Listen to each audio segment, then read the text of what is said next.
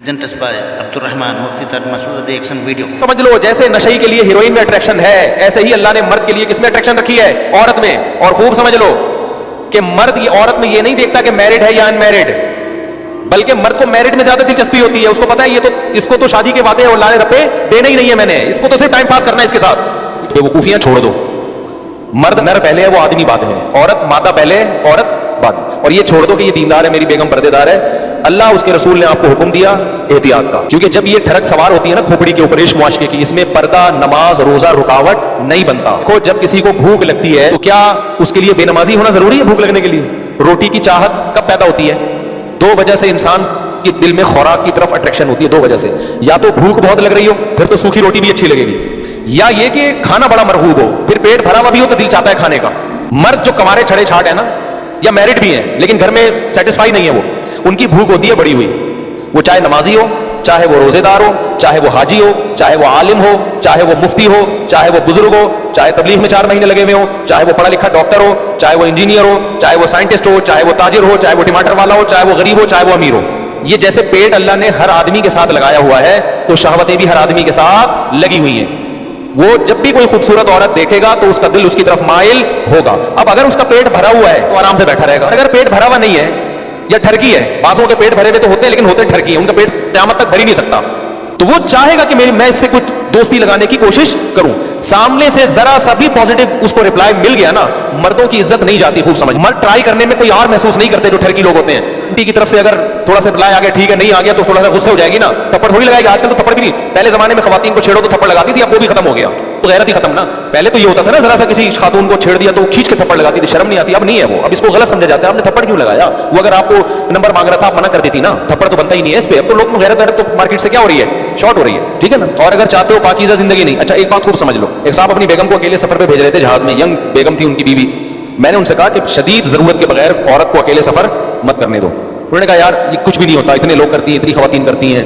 मैंने कहा ये तो बात छोड़ देंगे, कुछ भी नहीं होता, बहुत सी जगहों पे बहुत कुछ हुआ है। मैं मिसाल से बात समझाता हूं। एक बंदा इधर चर्च की दुकान और हीरोइन की पुड़िया बेचना शुरू कर दे, गवर्नमेंट उसको रोकेगी कि नहीं रोकेगी? बोलो ना।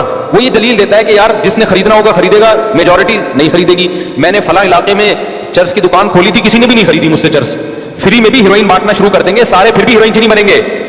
लेकिन इस खौफ से कि 2-4 भी हीरोइन चीना बन जाए, इस खौफ से 100% लोगों को रोका जाएगा कि नहीं रोका जाएगा? 2 भी तो बन सकते हैं ना, उन 2 की वजह से 98% को रोका जाएगा। कितने केसेस हमारे सामने आए हैं, बगैर महरम के औरत ने अकेले सफर किया है। अकेले सफर जब होता है ना, औरत भी आजाद होती है, कोई स्ट्रेस नहीं, कोई दबाव नहीं होता उसके ऊपर। 7 सीट में बैठा हुआ लड़का नौजवान, वो नंबरों के तबादले मैरिड खवातीन से शुरू कर देते हैं। कई केसेस आए हैं। अब मर्द टाइम वेस्ट नहीं करते छेड़ के किसी को, मर्द अब क्या करते हैं, वो नंबरों के तबादले होते हैं। बातचीत शुरू कर दी, गपशप लगाना शुरू कर दी, नंबर मांग लिया कि मैं वैसे ही आपसे बातचीत करना चाहता हूं। शुरू में ये लेवल होता है, खूफी में आके नंबर दे देती है कि चलो जी हमने भी बातचीत ही करनी है, क्या हो गया ठीक है, भाई समझ के बात कर लेंगे।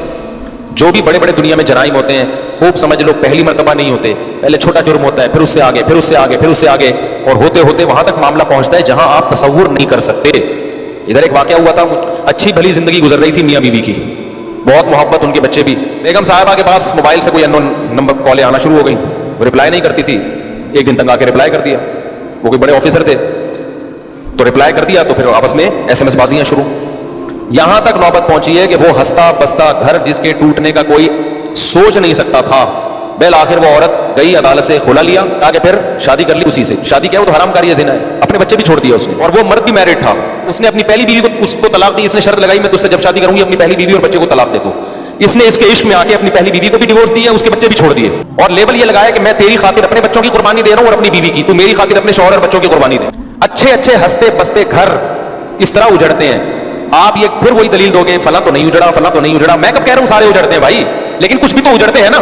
जब हीरोइन फ्री में बटना शुरू हो तो सारे थोड़ी हीरोइन बनते हैं। और जो औरतें इन मर्दों के चक्कर में आके अपना घर उजाड़ती हैं, उनको जब वो एजेड होती है ना, तो फितरत ऐसा इंतकाम लेती है ना उनसे कि उनकी नस्लें याद रखती हैं। अभी तो चस्के लगे भी होते हैं कि अपना घर उजाड़ दो, ये ज्यादा हैंडसम है, जरा पैसा देख के भाग जाती हैं। उसके बाद जो उनका अजाब में जो उनकी बुढ़ापा गुजरता है ना, और ये बुढ़ापा ज्यादा टाइम नहीं लेता आने में, 45-50 साल के बाद डाउन, जैसे ही डाउन होना शुरू हुई ना, फिर देखो कोई जहाज में नंबर भी नहीं मांगता, फिर वो तरसती है कोई हमसे नंबर तो मांगे, कोई हमें लिफ्ट तो कराए। हमने जिंदगी है मेरे भाई, हमने जितनी हमारी एज है ना, थोड़ा तजर्बा शायद उससे ज्यादा ही है। हालात देख रहे हैं भाई, मामला देख रहे हैं। कुछ दिन पहले एक डॉक्टर साहब आए मिलने के लिए, आके कहने लगे मुफ्ती साहब ये जो हमारा मुआशरा लिबरलिज्म और यूरोप के कल्चर को फॉलो कर रहा है ना, इसके साइड इफेक्ट फौरी तौर पे जाहिर नहीं होते, ये बहुत अरसे के बाद इसके भयानक नताइज निकलते हैं। اس نے کہا ہماری سوسائٹی, مجھے ان کی منہ سے یہ بات اس لیے اچھی لگ رہی تھی کہ ماڈرن فیملی سے تعلق تھا, میں نے کہا صحیح بندہ تجزیہ کر رہا ہے. اس نے کہا ہماری سوسائٹی صرف یہ دیکھ رہی ہے کہ یار فلاں کزن سے پردہ نہیں ہے تو کوئی آپس میں ان کا ریلیشن نہیں ہوا ناجائز, کزنوں سے پردہ نہیں ہے, دیوروں سے پردہ نہیں ہے, جیٹ سے پردہ نہیں ہے, لڑکیاں کوئی ایجوکیشن میں پڑھ رہی ہیں ماشاءاللہ اچھے نمبر آ گئے, کوئی خراب نہیں ہوئی. ہماری سوسائٹی جزوی طور پر نا ایک ایک فرد کو دیکھ رہی ہے. اس نے کہا یہ آہستہ آہستہ آہستہ آہستہ جو معاشرہ جس بربادی کی طرف جا رہا ہے نا, اور وہ بربادی اب ہم اپنی آنکھوں سے ہم نے دیکھنا شروع کر دی ہے. میں آپ کو قسم اٹھا کے کہہ سکتا ہوں, میرے پاس پہلے کیس آتے تھے, ہم تمیز سے بات نہیں کرتے, شوہر تمیز سے بات نہیں کرتا, میری بیگم میری اماں کی خدمت نہیں کرتی, عورت کو یہ شکایت ہے میرے بھائیوں کا احترام نہیں کرتا. اب پتہ ہے کیا جھگڑے آ رہے ہیں, میری بیگم اسکائپ پہ لڑکوں سے بات کرتی ہے. میں نے اس دن اپنی بیگم کا نمبر نکالا, واٹس ایپ میں گیا تو پتا چلا وہاں تو معاملات ہی کچھ اور ہے. لڑکوں سے اپنی تصویریں شیئر کی ہوئی ہیں. یہ اچھے گھروں کی بات کر رہا ہوں. پہلے شکایتیں تھی میرے میاں تمیز سے بات نہیں کرتے, اب شکایتیں کیا آ رہی ہیں کہ شوہر کے موبائل میں گھسی تو پتا چلا کہ 20 لڑکیوں سے اس کے حرام تعلقات ہیں. بغیرت آدمی کرتا ہی ہے یہ گھر سے باہر جا کے. پڑھے لکھے خاندانوں کی باتیں ہو رہی ہیں.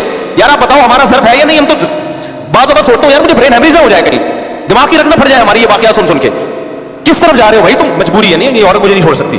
اس کا ناجائز فائدہ پھر وہ کیا اٹھائے گا؟ شروع میں تو چھپائے گا لڑکیوں سے تعلقات کو تاکہ بے عزتی نہ ہو, لیکن جب پتہ چل گیا نا کہ اب ہے تو کہہ رہا اب تو میں بدنام ہو ہی گیا ہوں. اب بیوی کے سامنے سے بات کرے گا, وہ کہے گا میں ہوں تو ہوں. اب بیوی کے سامنے اپنی گرل فرینڈ سے بات کرے گا, اور اس سے بھی آگے کے معاملات ہیں مگر ممبر پہ بتاتے ہوئے میرا ظرف نہیں ہے میں اس سے آگے جاؤں. گند اس سے بھی آگے ہو رہا ہے. یار گدے گھوڑوں کی سوسائٹی تشکیل دے رہے ہو, تم انسان ہو یار, تم گدے گھوڑے ہو, کتے بلیوں والی زندگی گزار رہے ہو. کون سی انسانیت ہے یار؟ یہ سوچتے کیوں نہیں, یہ ہو کیوں رہا ہے؟ یہ بے پردگی کی وجہ نہیں ہے, براڈ مائنڈیڈ ہونا وجہ نہیں ہے, تو اور کیا وجہ ہے؟ تو کل چاہتے ہو کہ ہماری سوسائٹی بھی یہی بنے گدے گھوڑوں والی؟ میرا خیال ہے میں سمجھا نہیں پا رہا ہوں اپنی بات. تو یہ جو براڈ مائنڈیڈ بنے ہیں نا, ایکچولی کر کے ہم چھوٹا ظرف نہیں ہے بڑا بھائی, گند چھوٹے گھٹیا ظرف کے بن جاؤ, غیرت کے ساتھ گھٹیا بن جاؤ. لوگ تانے دیں کہ گھٹیا ہے, یہ مولویوں کے پاس بیٹھتا ہے اس کا دماغ خراب ہو گیا ہے. یہ تانا خدا کی قسم آسان ہے بنسبت اس کے کہ کل آپ کو اپنی بیوی کے بارے میں شبہات ہونا شروع ہو جائیں, اور عورت کو اپنے شوہر کے بارے میں شبہات ہونا شروع ہو جائیں.